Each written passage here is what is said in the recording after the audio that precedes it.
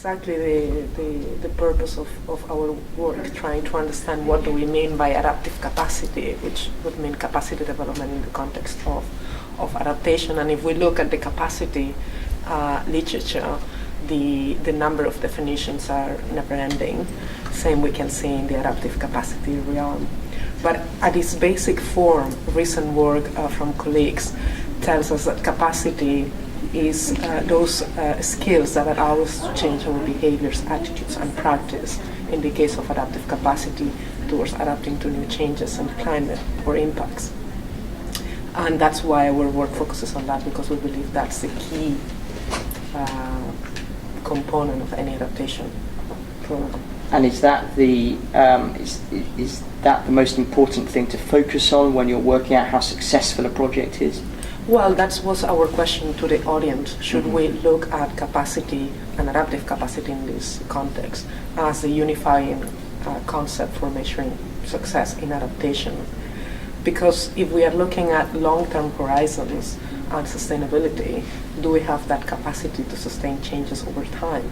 And therefore it's not just about what we see as a result of adaptation investments, but to what extent can we sustain that? And perhaps capacity is the answer to that question.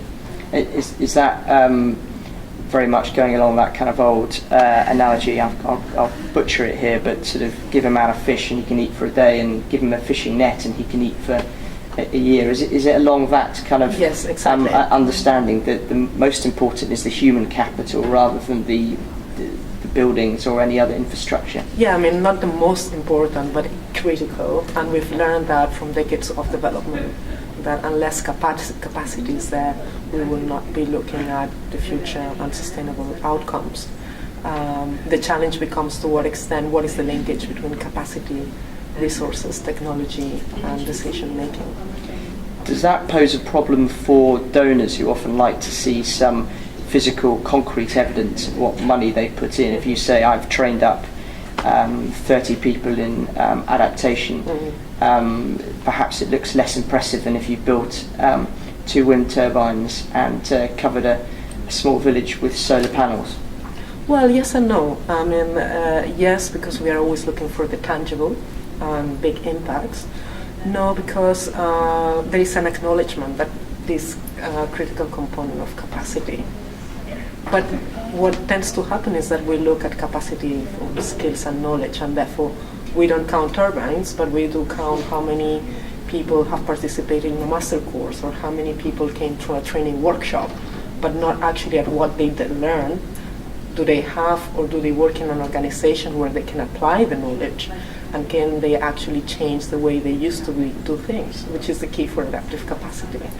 So even if we are still more interested in big programs, when we are interested in capacity, we are still looking at numbers and skills and knowledge rather than the so what question. And just finally, in terms of your research, what countries, what regions have you focused on? The research that departed from this understanding of what is it that we can learn in adaptive from capacity development that can be applied at adaptive capacity.